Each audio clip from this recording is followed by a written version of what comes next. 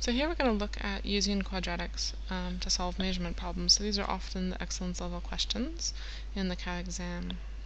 So sometimes they'll give you a diagram with information already on it, but sometimes they'll just give you a word problem with nothing to go off of. So we find it very helpful, we'll find it very helpful to draw in our own diagram. So in this problem, a rectangle is 3 centimeters longer than it is wide. Well, what does that mean? Let's start with a rectangle.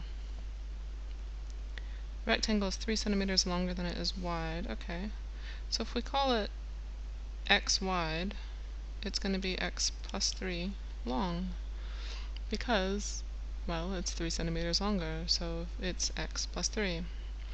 So this is the expression, or how we could write out a diagram to represent what it's talking about. So in part 1 they ask us to find an expression for the area. So this is really finding a formula. Remember, area is going to be base times height for a rectangle. So in this case, what could we call the base? We can actually call the base the x plus 3. And I'll put it into brackets because it's the whole thing. X plus 3 is the whole base. And then times the height. So times the height of x. Length and width, same thing. So really, it's the same as length times width. So I have an expression now, and I can actually simplify this because it's a set of brackets and I can expand. So if I think about it, I could rewrite it the other way. That might be more familiar for you to look at. Put the x in front. Now this is x times bracket x plus 3 bracket. So what do I need to do? I need to think about clawing that term in front to everything inside. So my area is now going to become x times x is x squared, and x times positive 3 is plus 3x. So this answers part 1 of the question. That is a formula for the area of the rectangle. So if I knew how wide it was, I'd be able to find the area of it by putting it into this formula. Now, part 2, they've asked us, find the area, or if the area is 18 centimeters, find the length of the rectangle. So now we have a little bit of information we can use. Our formula, area is equal to x squared plus 3x. And we now know that that's equal to 18, so we can say x squared plus 3x is equal to 18, because that's what they've told us. So this looks an awful lot like a quadratic, and it is in fact a quadratic because we have the x squared and the x. So when I'm solving quadratics, remember the first thing that you want to do is make sure it's set equal to 0. And right now it's equal to 18. That won't help us much.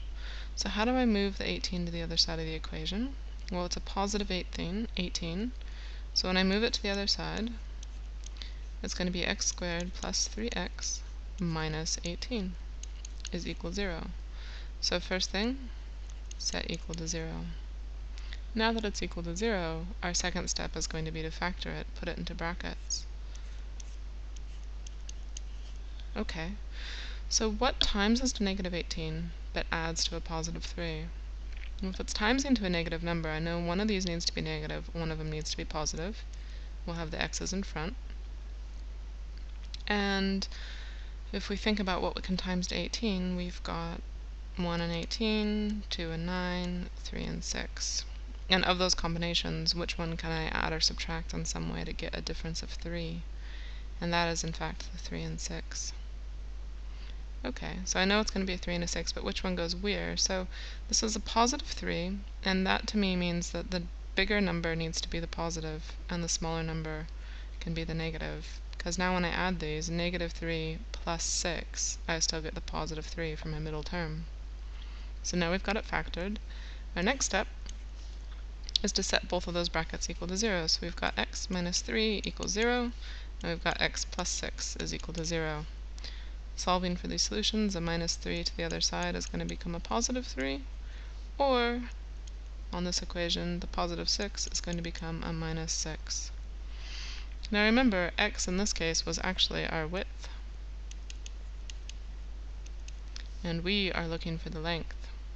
And we have to think for a minute here as well.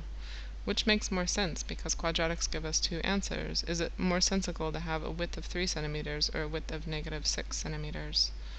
You should probably be thinking it has to be positive 3. And you could say here, because we can't have a negative width. And it's good to state that obvious. They're actually looking for that. They will be marking for it. So if we know our width is 3, well, what was the formula for the length? The length was x plus 3. So if our width is 3, our length is then going to be 3 plus 3 equal to 6 centimeters. So that's our final answer. And make sure that you actually answer the question, which we've done, to say that the length is 6 centimeters. And again, being careful to choose which of our two solutions for our quadratic actually makes sense. And in this case, it's the positive solution. So when you've got problems like these, remember, draw yourself a diagram. Try to write out an expression or an equation that will make sense. And then usually they're just looking for a quadratic. So set it equal to 0, factor it, and you've got the problem solved.